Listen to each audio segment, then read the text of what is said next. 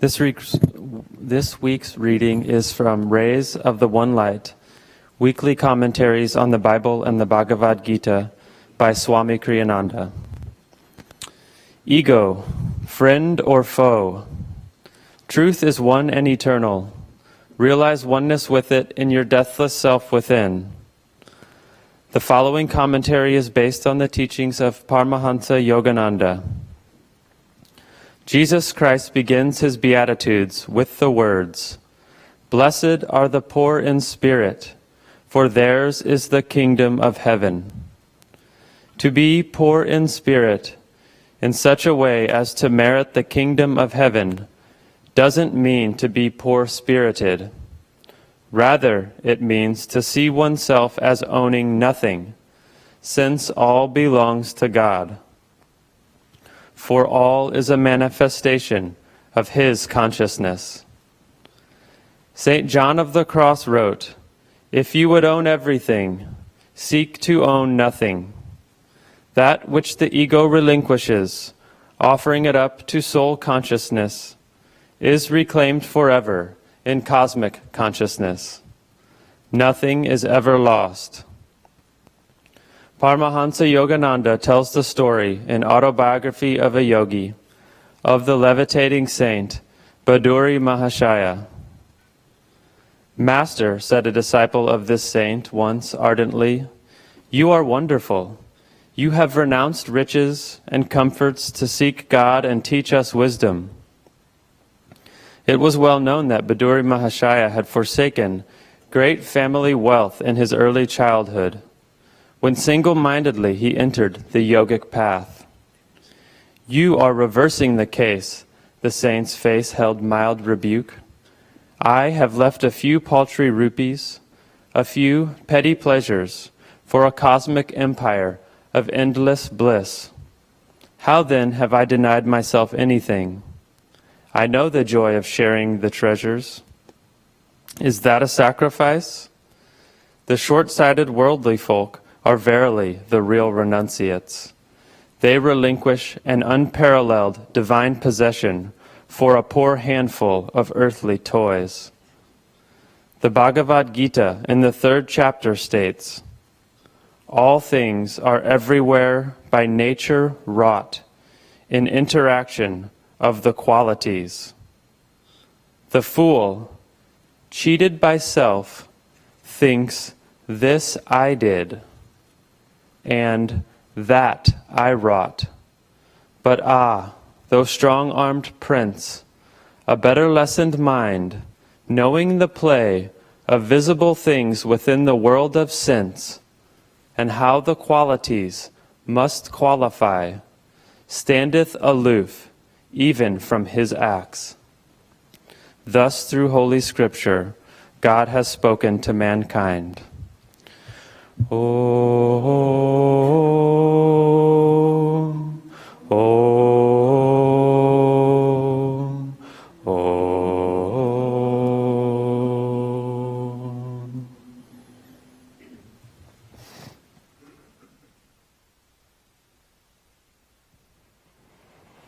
Good morning. No, I'm not Jamuna.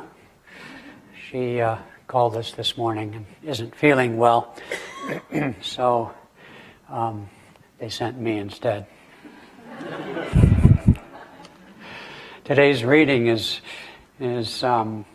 not as crystal clear as some, wrapping together several topics all in one. The other night, I'll come back to that in a minute. The other night we had a lovely memorial service for Karen's mother, Alima, who was a resident of our community in Linwood, passed on some weeks ago. But in the service, people came and spoke of her life. And her life was very full. She traveled, she had many friends, investigated the different aspects of spirituality and so on. It was a wonderful tribute to a life that was very full and rich. And it reminds me of a story I heard about a caregiver who would go to, this woman was elderly, but she wanted to stay in her home, quite understandable. And this caregiver would come each week and help clean and do things. And so one time, finally, they sat down together, and the caregiver asked the elderly woman, because they'd never really talked more deeply, and she said, well, do you believe in the hereafter? And the woman thought for a minute, well, you know, whenever I walk into a different room in my house, I think to myself, what am I hereafter? So what are we hereafter? This is the question. The whole concept of ego really goes to the nub of the issue of the essence of spirituality itself. I've often said this, and I'm going to keep often saying it, but for me, one of the most precious and deepest interchanges, dialogues in the New Testament with Jesus Christ was the one in which he asked his disciples, who do men say I am? I won't go into that particularly. Not only does the reply of the disciples hint very strongly at the teaching of reincarnation, but that's a different subject than today. But in any case, I've often said, and I'll keep saying, that the answer to that question, who Jesus Christ was, is nothing less than the answer of, who am I? And the greatest threat, if you will, the greatest controversy in Christianity in its early stages was precisely that, the so-called Arian heresy of Bishop Arius in Greece. Decided to teach the precept that Jesus was a good fellow, a good guy, and this and that, and we see that teaching constantly. Oh, he was a social revolutionary, and this, oh no, he didn't really die, he got up and out of there, and he went to India and married Mary Magdalene, and all these crazy sort of silly things that one hears. But the question is the question, who am I? And you know, the ego in spirituality gets a lot of brickbats. In the tradition out of most of us have been raised through the Middle Ages, Christian tradition. There were such measures as blind obedience, and you'd be told to do, you know, if you were, in fact, the only way to be spiritual in such times was to renounce everything and become a monk or a nun. And you would be, you know, told to bury flowers upside down and do all these stupid things in order to test your blind obedience, in order to squash ego affirmation.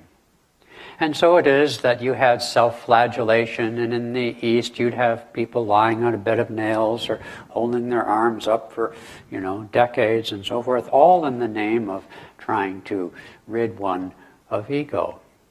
If you remember the story of Lord Buddha, he practiced austerities of this nature for quite some years with a band of like-minded anchorites, and he finally realized that there was no connection between, really, no essential connection between ego transcendence and these bodily austerities. And as the path of outward renunciation has shown us down through the ages, and this is what our founder, Swami Kriyananda, talked about when he had the inspiration to create the Nayaswami order worldwide for everybody, is that he said in former times, the outward forms of renunciation, not getting married and, you know, not owning anything and living under obedience and this sort of thing, and generally, or all too often at least, generated pride, ego, looking down at the poor slobs who, you know, had families, and I remember even a little hint of that when the original community of Ananda was first formed, Ananda village, started in the late 60s and so on. They're formed following the example of Swami Kriyananda, who was himself a monk. Many of the young people formed into a monastery of monks and nuns.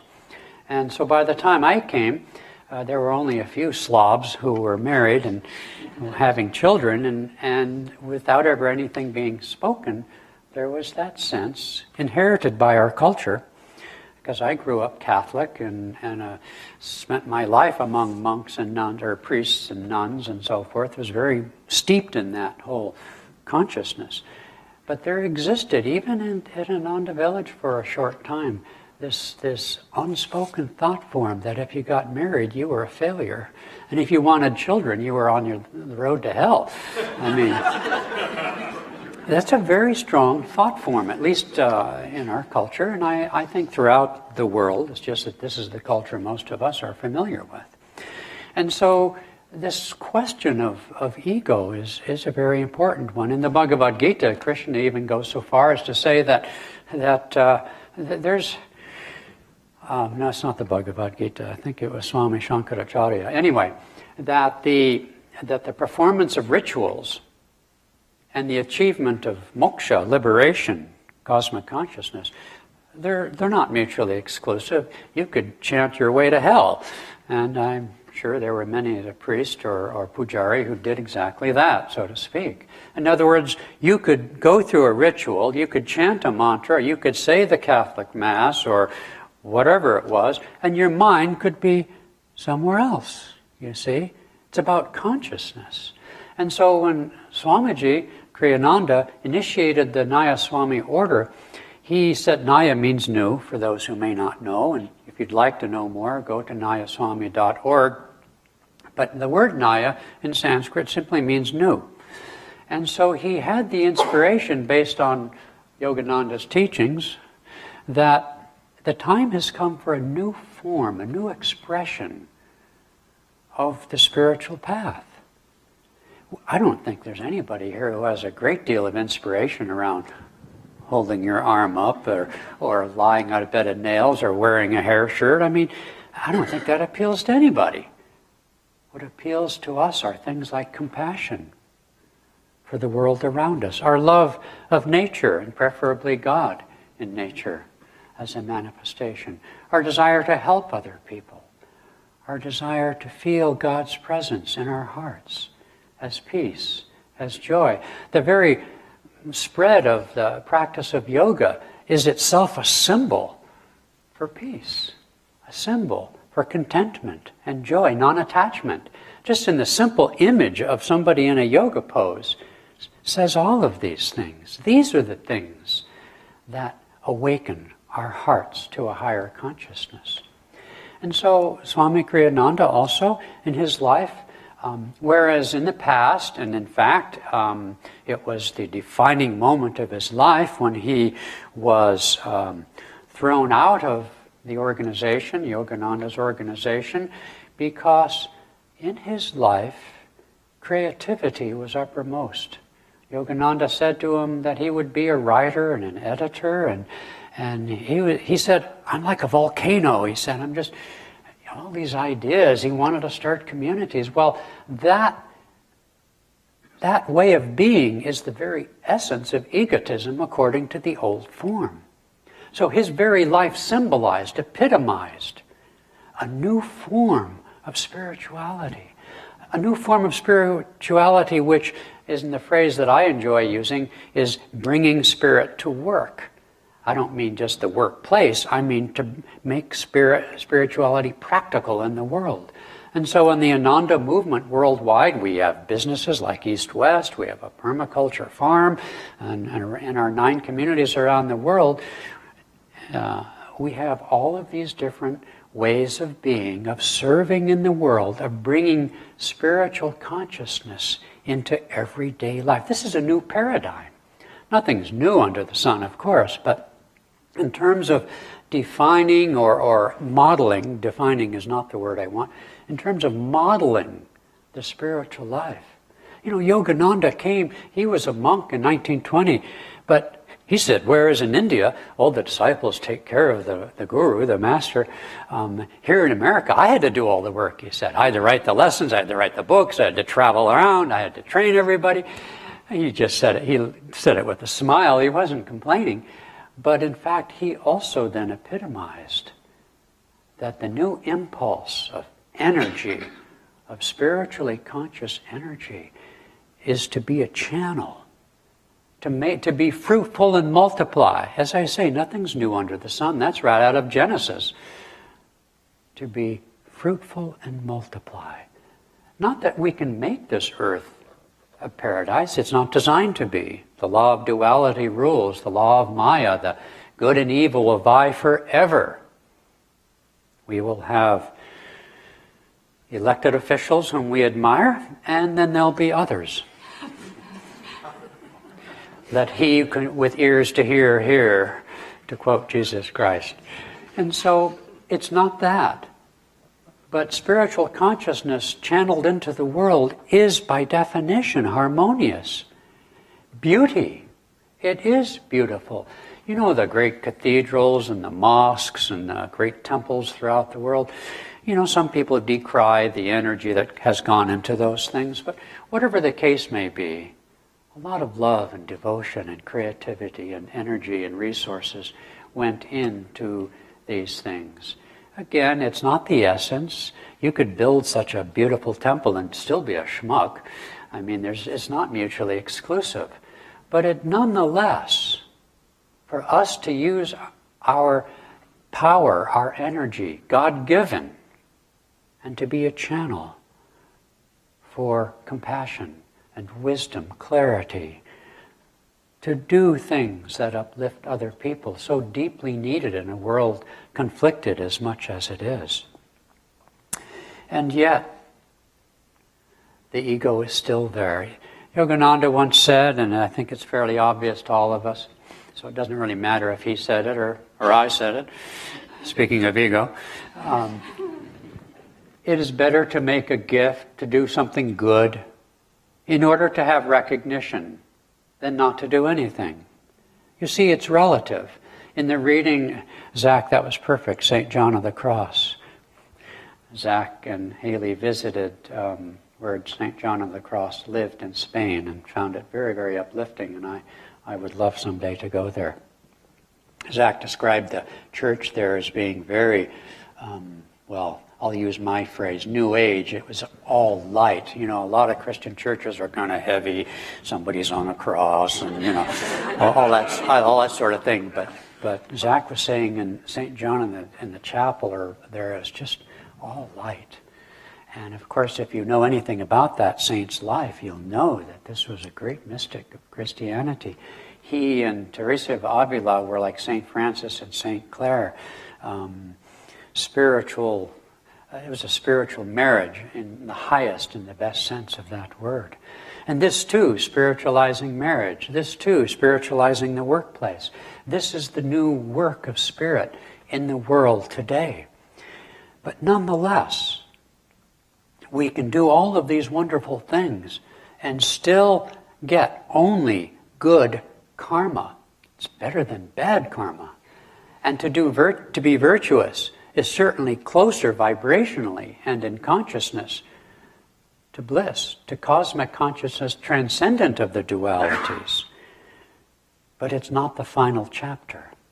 The final chapter has been given to us in inner communion when Jesus appeared to Babaji, as we say every Sunday here in the Festival of Light that we do, and said, my people, my church, whatever he said, may do good things, socially good things, but the spirit of communing, which is the true meaning of the Eucharist, to take the body and blood of Jesus, the body and blood of the Christ universal, is the entire creation. To become it's simply a ritual, but a powerful one enough that some of the great saints of Christianity even levitated, were drawn up into ecstasy.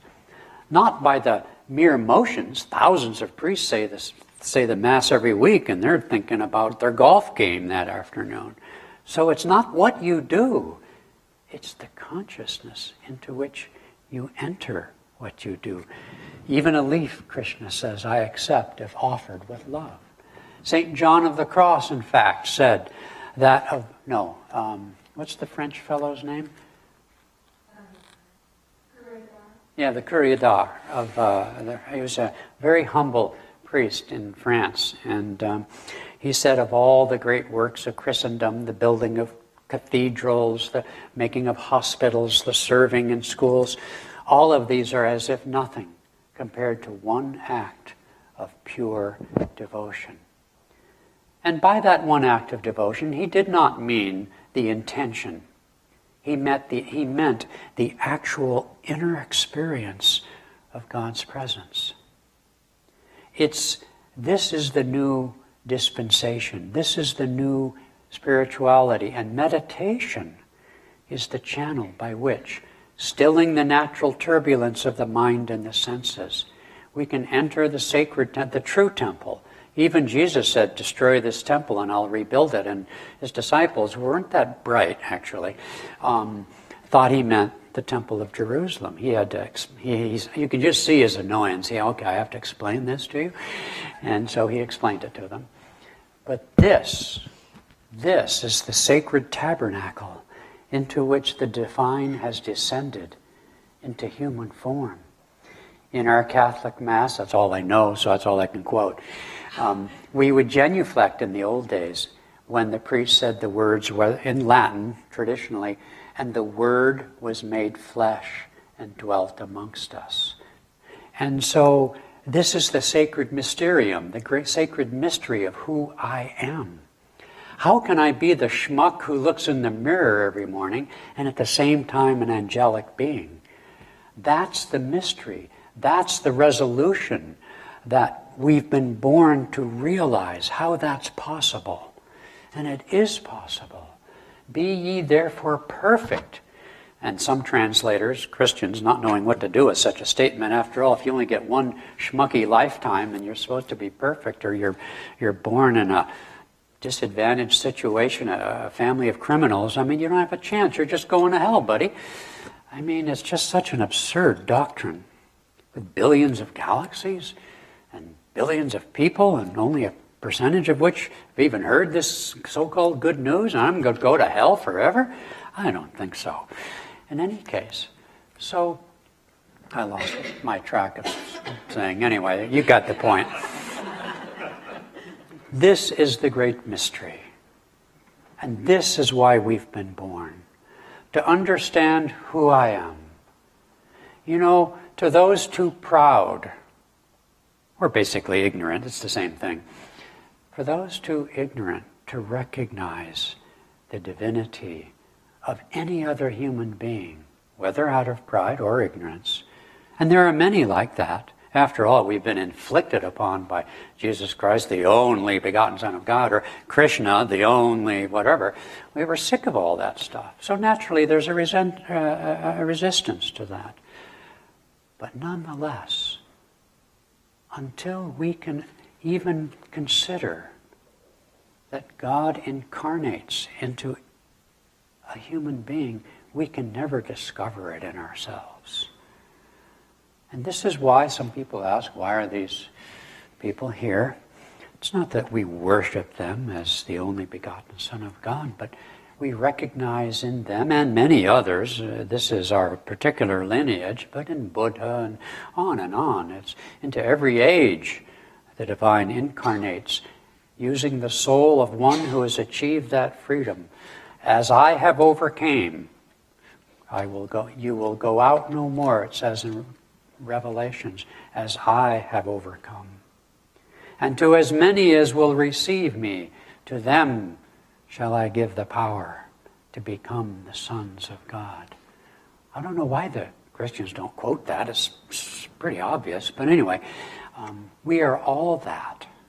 And so this question of the ego is a question then, if we accept that we are here to be creative, to be giving, to be loving, to learn to be still and know, as it says in Isaiah, be still and know that I am God.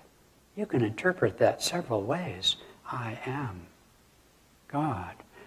If this is then the challenge for this age, the challenge for an age in which we emphasize personal liberties and freedoms and this and that and getting over prejudice and racism and all these things that we have to learn. For us, we still have the challenge of ego. You see, it's not really any different. Whether you squash the bug or you feed the bug, you want to transcend it. You don't want to be that opinionated schmuck. Well, maybe you do, but at some point you won't want to be. And so the key Krishna gives us in the Gita, he says, he's asked by Arjuna, the great disciple, what is right action? And Krishna answers, it is difficult to know what is right action. Somebody wrote to me the other day and asked, what is right action in particular ways? I wrote back, this person didn't like the answer. I said, well, why did you ask if you weren't open to a possibility of answers? Sometimes, occasionally, somebody says, well, let me know if I do anything wrong. And I know better than that usually, but occasionally I take them up on it and point something out. Oh no. And then they never talk to me the rest of their life. There's no question that the litmus test of our ego transcendence, without any doubt, is the ability to take criticism with even-minded cheerfulness, the willingness to look at that, to consider it, and since people are wrong most of the time, possibly just to dismiss it, but to look at it carefully and to consider whether it's true. That takes more courage than facing lions or tigers or bears. It is the bottom line, if you will. We watched our beloved founder, Kriyananda, go through several years of very difficult times when he was publicly humiliated and castigated and so forth. Throughout the entire process, he remained, as he always had been, even-minded, cheerful, forgiving, understanding, and throughout the entire period, creatively doing all sorts of things, writing books, traveling constantly, lecturing, guiding other people. As Anandamoyi Ma, the great woman saint in India, said, when I was a girl, I was the same. When I was presented for marriage, I was the same. Always, we are the same. And this is the secret to ego transcendence. Krishna said to Arjuna, it's difficult to know what is right action. But right action isn't about the what. Truth is, God really doesn't care what you do in terms of my life purpose. Okay? The only reason we were born is to quote my Baltimore Catechism, to know, love, and serve God in this world. It's really pretty simple. Okay? Anything else you do, as long as it's not criminal, is fine. And as you get more and more touch with that divine within you, you'll be inspired and guided to do that which is your life's something or other. If you want to see your life in those terms, which frankly I don't care much about. If I can achieve God consciousness and be a garbage collector, I don't know, something that, who cares? And in fact, as Swami Kriyananda would often remind us, he said, don't think that holding any position in a religious work means a thing. The greatest saint in your Sangha could be somebody on the mailing list. I've always remembered that. And back when the early years, when he was trying to encourage some of us who were much younger in those days to do things like this and to teach and etc., and he could feel our resistance, he said very calmly, without attention to anyone in particular, he said, quoting Yogananda actually, he said, inferiority complex is the same as superiority complex. It's all ego. So just do what really most of us, our life's mission is right in front of us. It's just that we don't like it. We want the grass is greener. We want something else. But the essence lies in the heart. And so when Krishna talked about nishkam karma, he said right action is to act without concern for, without attachment for the consequences of your action. Not for approval, not for recognition, not for fear of failure. Do what is yours to do with as much attention to detail, with as much excellence, with as much enthusiasm and creativity as you can bring to bear. But rather than even to be an instrument of God, let God be the doer. That is the highest aspect of Nishkam Karma. For most of us, we start with every day in the morning asking to be guided during the day, maybe before we do an action, asking to be guided. In other words, we want to be an instrument, like St. Francis prayed. Lord, let me be an instrument of thy peace. That's the great starting point. But the goal of that is that God is the door. There is no difference between. And this is the path of self-realization. I cognize that it's that when we state it's ultimate, that we're not there yet. We have to recognize the ego in its identification with the body, as Yogananda defined it, and the soul in its perfection.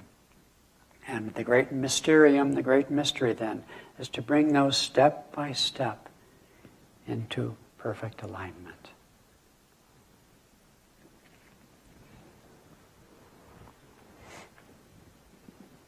To read to you from Yogananda's Whispers from Eternity. Prayer demand for removing the cork of ignorance. No more shall my consciousness remain bottled in this little vessel of flesh, corked with ignorance. No more will I remain moving through the sea of cosmic consciousness, night and day, years, decades, and how many incarnations, so close, yet never able to contact the sea. Through the bursting vibration of cosmic sound and the surging of thy holy name, I have removed the cork of ignorance, which so long separated me from thee, though we lived together so closely. Now my body consciousness will meet thy all-surrounding, all-pervading consciousness. No longer will I walk heedlessly in thee, but never knowing and feeling thee. Thine image within me shall meet thine image everywhere. By releasing the I-ness in me, I will know that I am thou, and that thou alone art the little egos of us all. Om. Amen.